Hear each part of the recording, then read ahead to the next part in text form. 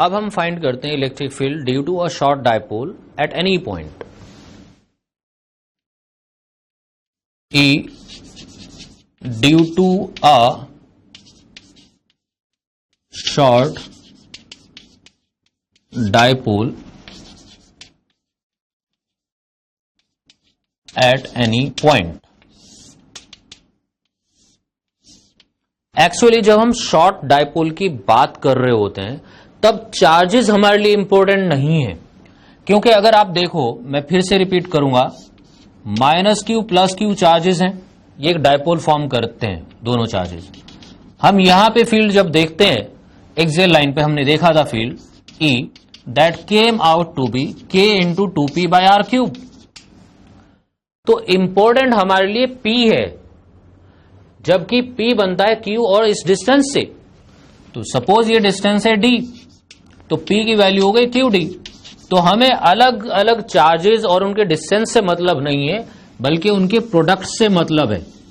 Product कितना आ रहा है। सपोज मैं एक दूसरा डायपोल लूं जिसमें चार्ज की वैल्यू डबल हो, -2q प्लस 2q, और ये डिस्टेंस हाफ हो, और इससे भी r डिस्टेंस पे हम फील्ड फाइंड करना चाहें, तो अगेन इसका जो P आएगा dipole moment, it will be 2q into d by 2। it is q into d, it is same। तो इसका फील्ड भी सेम आएगा। यानी एक शॉर्ट डायपोल के लिए चार्ज इंपॉर्टेंट नहीं है, बल्कि उसका dipole moment, that means the product of the charge and the distance between the charges. ये प्रोडक्ट अगर सेम है दो शॉर्ट डायपोल्स का, तो उनका फील्ड भी सिमिलर होगा। तो इसीलिए हम चार्ज को इंपॉर्टेंस नहीं देंगे जब डायपोल के क्वेश्चंस डिस्कस करते हैं। हम सिंपली ये देखेंगे डायपोल मोमेंट कितना है। अब सपोज एक डायपोल है और मैंने उसका सिंपली डायपोल मोमेंट बना लिया, जरूरत ही नहीं हमें चार्जेस बनाने की। ये अंडरस्टूड है कि यहां -q होगा, यहां +q होगा, और इस डायपोल मोमेंट से थीटा एंगल पे हमने एक डिस्टेंस ले लिया, डिस्टेंस पे पॉइंट ले लिया r डिस्टेंस पे एक पॉइंट लिया p, या कोई और पॉइंट ले लो, सपोज A। अब हम A पॉइंट पे फाइंड करना चाहते हैं इस डायपोल का इलेक्ट्रिक फील्ड।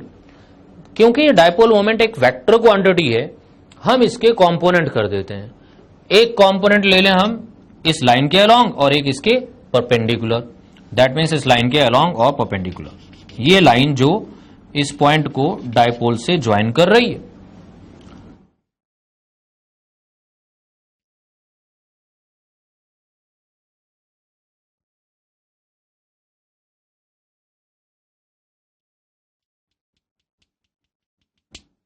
ये लाइन बना ली हमने, एक इसके परपेंडिकुलर लाइन बना ली।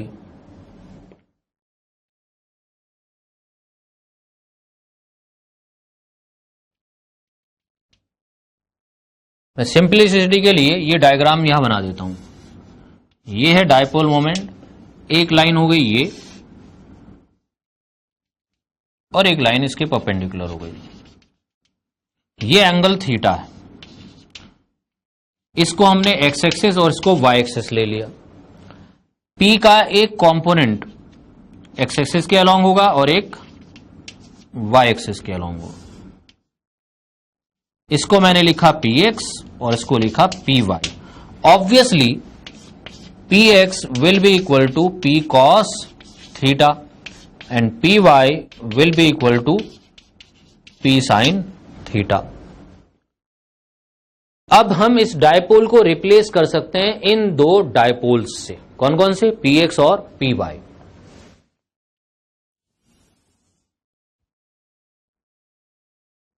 एक डायपोल तो हुआ ये Px, और एक हुआ ये Py।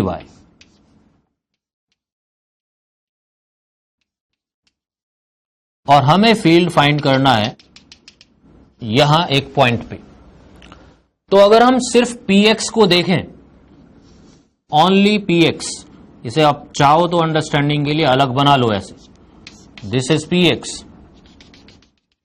इसके लिए ये पॉइंट जिसको मैंने A लिखा है, ये इसकी एक्सियल लाइन हो गई, इस एक्सियल लाइन पे जो फील्ड आएगा that will be along dipole moment, we call it EX। और हम इस EX की वैल्यू लिख सकते हैं, कितनी होनी चाहिए बच्चों? एक्सियल लाइन पे फील्ड होता है 2p by r cube, it is 2px by r cube. It is the field at A due to px only, क्योंकि ये इसके लिए एक्सियल लाइन है। तो हम ये फील्ड यहां पे भी मार्क करेंगे साथ साथ।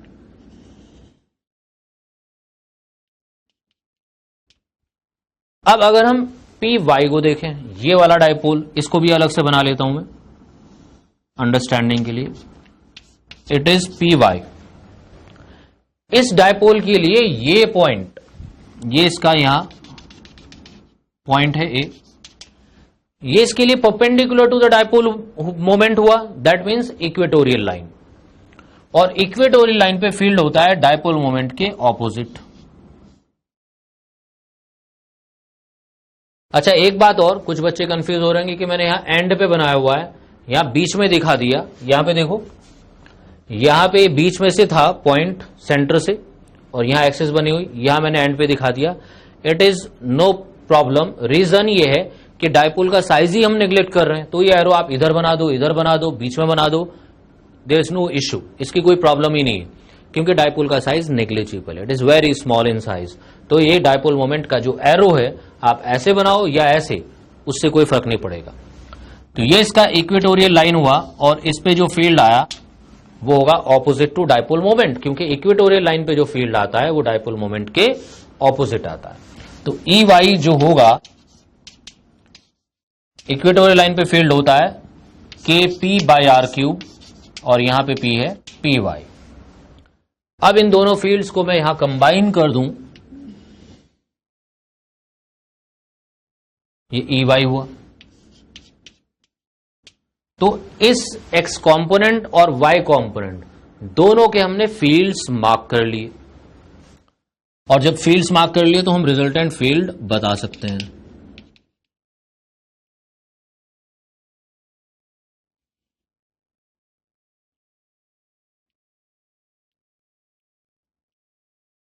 This is the resultant field, and it is actually root of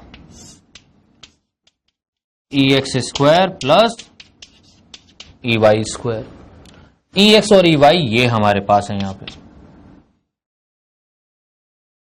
K by R cube common आ जाएगा, root of this 2px whole square, it will be 4px square plus py square.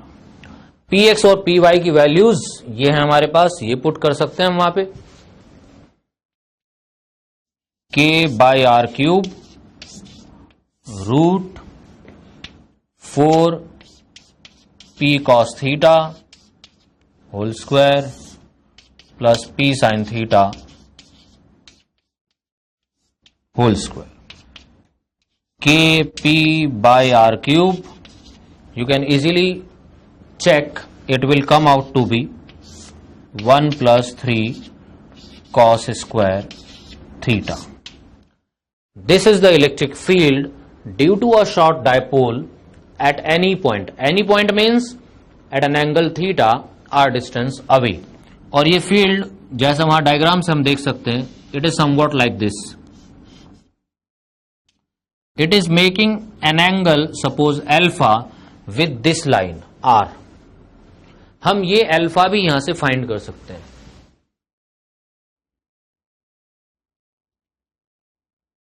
Alpha, tan alpha will be this upon this, and this is E Y. तो tan alpha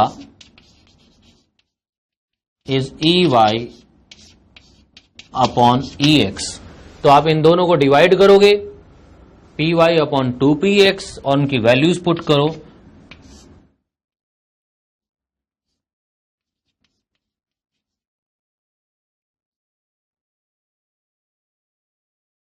P Y is p sine theta, px is p cos theta, p cancel, sine upon cos will be tan।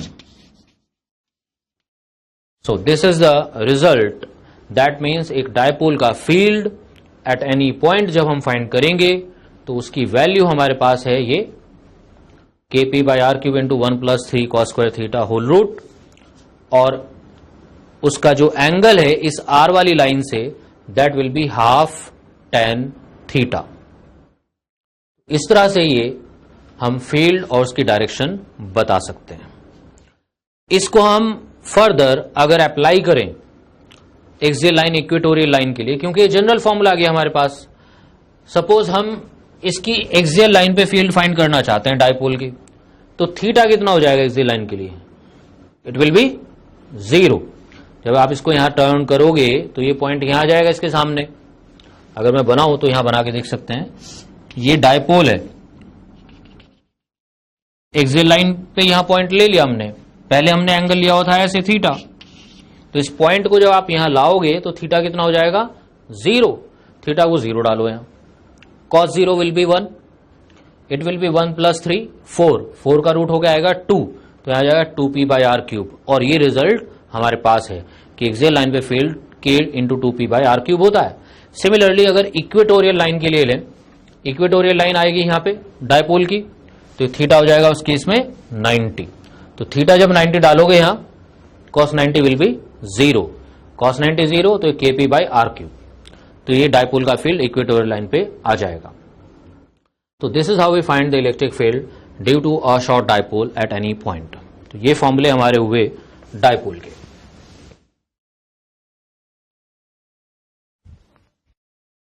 अभी तक जो हमने discuss किया है वो है electric field कैसे फाइंड करते हैं। हमने एक पॉइंट चार्ज का फील्ड देखा, अ ग्रुप ऑफ चार्जेस का फील्ड हम फाइंड कर सकते हैं बाय सुपरपोजिशन प्रिंसिपल। एक डायपोल के हमने रिजल्ट्स कर लिए एक्सियल लाइन पे, इक्वेटोरियल लाइन पे और in general eight any point.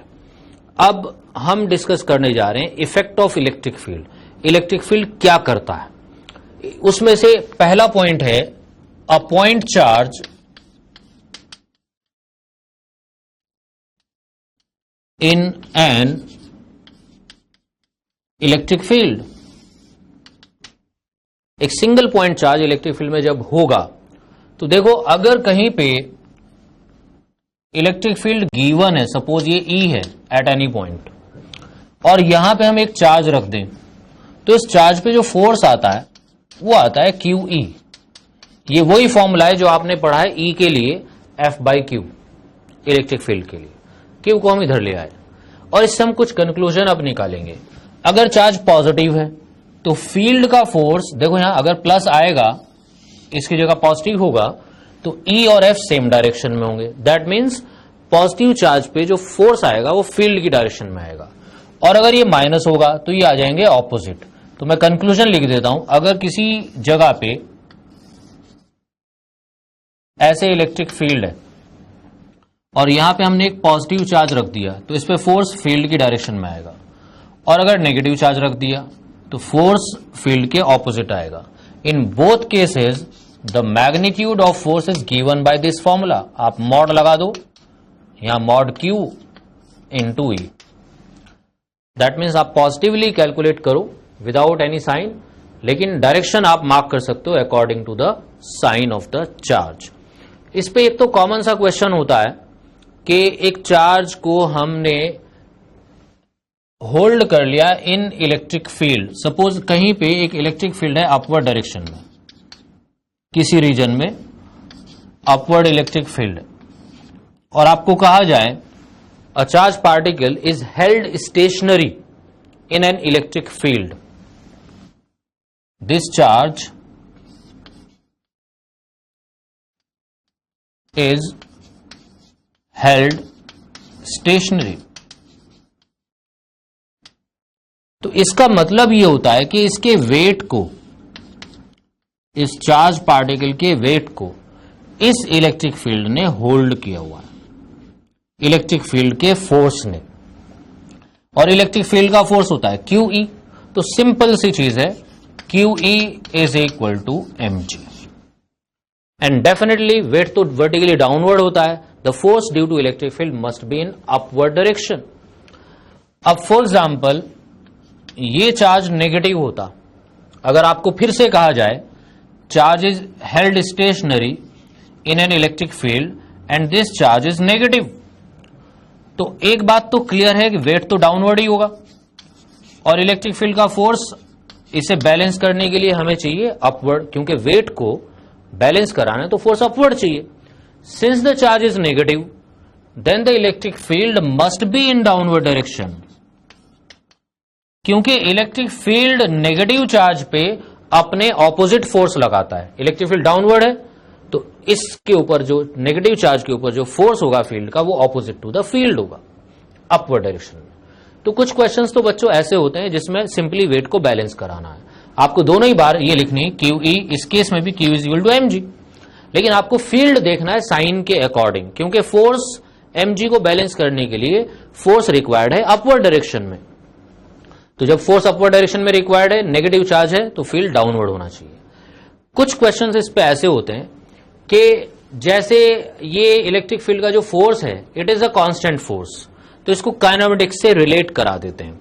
For example आपको ये कहा जाए एक चार्ज को रिलीज कर दिया इलेक्ट्रिक फील्ड में, यूनिफॉर्म इलेक्ट्रिक फील्ड है, तो force is this, you can calculate the acceleration F by M और एफ की वैल्यू क्यू ई.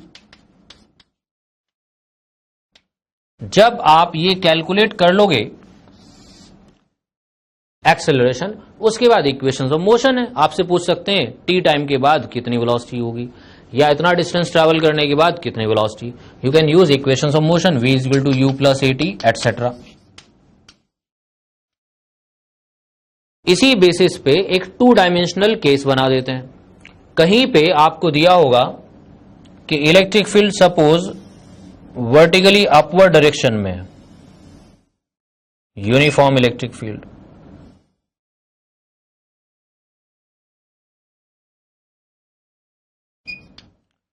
और एक चार्ज पार्टिकल को हमने प्रोजेक्ट कर दिया u वेलोसिटी से perpendicular to the electric field, that means in horizontal direction. ये इलेक्ट्रिक फील्ड है, तो इस पे force, if this charge is positive, force will be in upward direction, that is Q E. From this we can calculate the acceleration. तो ये ऐसा case हो गया जैसे प्रोजेक्टाइल मोशन में आप पढ़ते हो, जैसे हॉरिजॉन्टली प्रोजेक्ट कर दो एक बॉडी को, mg होता है डाउनवर्ड, वेलोसिटी हॉरिजॉन्टल 90 डिग्री पे, तो टर्न होता है and it follows a parabolic path. तो इसमें कुछ पूछा जा सकता है कि सपोज आपको ये रीजन लिमिटेड दे दें, d डिस्टेंस का ये रीजन है जिसमें इलेक्ट्रिक फील्ड एग्जिस्ट कर रहा है. पूछ सकते हैं आपसे जब रीजन के बाहर आएगा कितना डिफ्लेक्ट होगा. फोर्स अपवर्ड डायरेक्शन में है, वेलोसिटी ऐसे, तो this charge particle will turn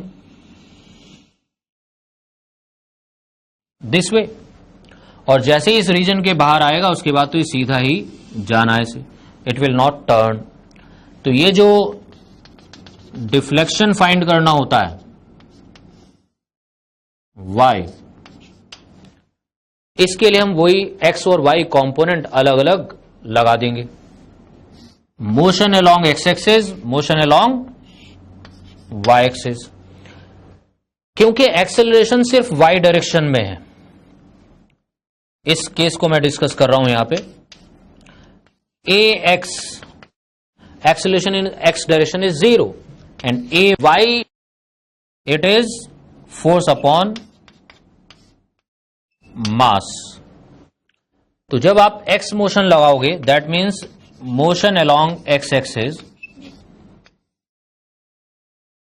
इसके लिए डिस्टेंस हो गया d, स्पीड हो गई u, तो आप लगा सकते हैं distance is equal to speed into time, because there is no acceleration in x direction. It is equation 1.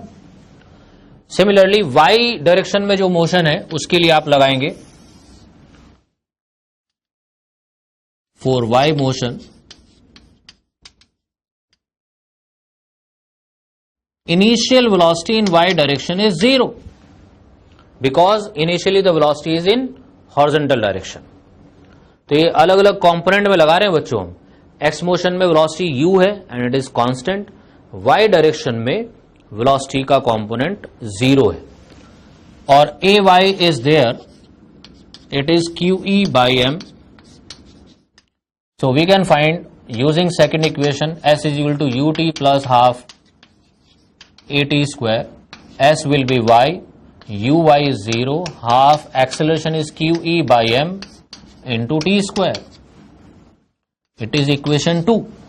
If we replace the value of t from equation 1,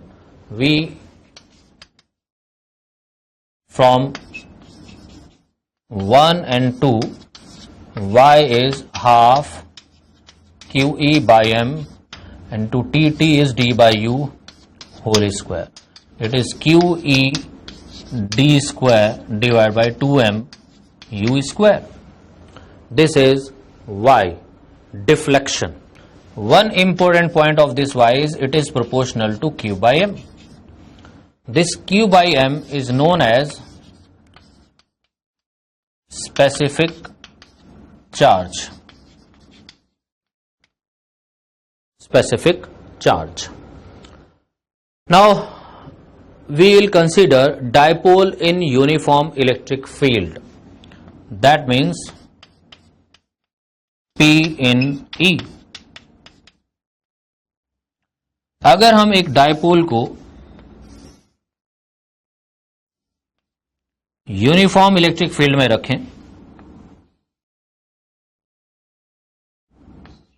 ये इसके पॉजिटिव और नेगेटिव चार्जेस हैं. Positive charge पे electric field जो force लगाता है वो लगाता है अपनी डायरेक्शन में, और नेगेटिव चार्ज पे ऑपोजिट डायरेक्शन में. तो इस डायपोल पे दो फोर्सेस इक्वल एंड ऑपोजिट हैं. एक फोर्स उस डायरेक्शन में है, एक इस डायरेक्शन में, और ये दोनों फोर्सेस का रिजल्टेंट हो गया zero, because they are in opposite direction and equal in magnitude. लेकिन ऐसी अरेंजमेंट को हम कुछ कहते हैं कि अगर दो फोर्सेस इक्वल वैल्यूज के ऑपोजिट डायरेक्शन में लगे हों, लेकिन इनकी लाइंस ऑफ एक्शन कोइंसाइड ना करें, they are parallel to each other, कोई डिस्टेंस है दोनों के बीच में, एक फोर्स यहां लगा है एक यहां लगा है, दोनों के बीच में एक डिस्टेंस आ रहा है, तो ऐसे फोर्सेस के अरेंजमेंट को कहा जाता है कपल. ये आपने 11th में पढ़ा है. This is couple. And dipole moment हमारा ये माइनस क्यू से प्लस क्यू की तरफ है. ये थीटा एंगल है इसका इलेक्ट्रिक फील्ड से, थीटा एंगल. तो torque due to couple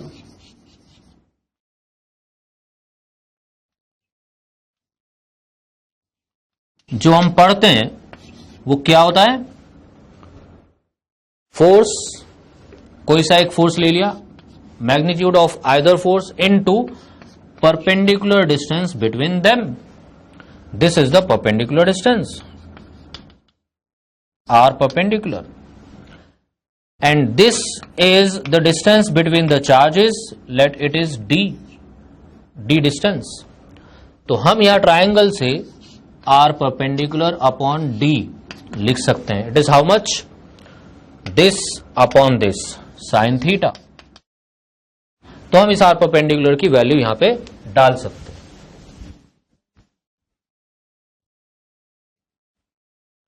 It will be how much? Tau is equal to f into r perpendicular, and it is d sin theta. And what is the value of f? F is q into E. And this q into d is the dipole moment, Pe sin theta. This is the torque on the dipole when it is placed in uniform electric field, Pe sin theta. And obviously it depends on theta. Now in vector form it can be written as P cross E. और जैसा हमने अभी देखा कि दो forces equal and opposite हैं, net force dipole पे zero है जब यूनिफॉर्म फील्ड में रखा. टॉर्क डिपेंड करता है थीटा पे, जब थीटा की वैल्यू जीरो होगी तो टॉर्क जीरो है, क्योंकि साइन जीरो जीरो होता है. और जब थीटा की वैल्यू 180 है, साइन 180 कितना होता है बच्चों? साइन 180 भी जीरो होता है. Therefore torque is zero. अगर किसी सिस्टम पे नेट फोर्स और नेट टॉर्क जीरो हो तो वो सिस्टम इक्विलिब्रियम में कहलाता है. तो इसका मतलब इस डायपोल के दो इक्विलिब्रियम है, थीटा इक्वल टू जीरो और थीटा इक्वल टू 180. इस इक्विलिब्रियम को हम डिटेल में पढ़ेंगे आगे. जब हम पोटेंशियल एनर्जी पढ़ेंगे डायपोल की, इनमें से एक इक्विलिब्रियम स्टेबल होता है, एक unstable. And that's all for today students. We will discuss in next class electric flux. Thank you.